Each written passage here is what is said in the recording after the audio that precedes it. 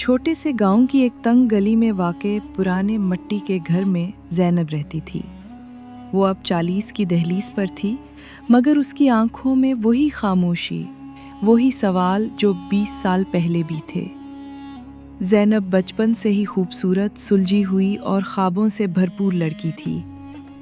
اس کے دل میں بس ایک خواہش تھی، کوئی ہو جو اسے سمجھے، محبت دے، اس کے وجود کو اہمیت دے۔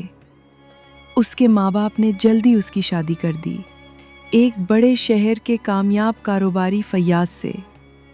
شادی کے پہلے چند مہینے زینب کو لگا جیسے اس نے اپنی دنیا پا لی ہو، لیکن جلد ہی اس پر حقیقت کھلنے لگی۔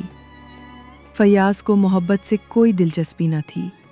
اس کے لیے زینب صرف ایک ذمہ داری تھی، ایک ضرورت، نہ بات، نہ ساتھ، نہ وقت۔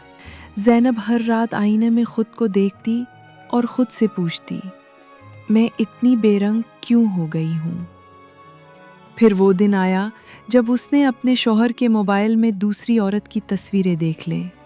دل ٹوٹا، مگر زبان بند رہی۔ ماں باپ نے کہا، بیٹا، عورت برداشت کرتی ہے، صبر عورت کا زیور ہے۔ زینب نے صبر کر لیا، برداشت کر لیا، مگر آہستہ آہستہ وہ اندر سے مر گئی۔ دن رات کی خاموشی، خود سے لڑائیاں اور محبت کی بھیک مانگتے آنکھیں۔ مگر فیاض کو فرق نہ پڑا۔ 20 سال گزر گئے۔ اب زینب کی آنکھوں میں آنسو نہیں رہتے، کیونکہ وہ سوکھ چکے ہیں۔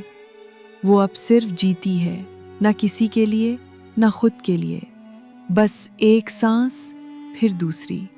گاؤں کی لڑکیاں جب اسے دیکھتی ہیں تو پوچھتی ہیں، خالہ، کیا عورت کمزور ہوتی ہے؟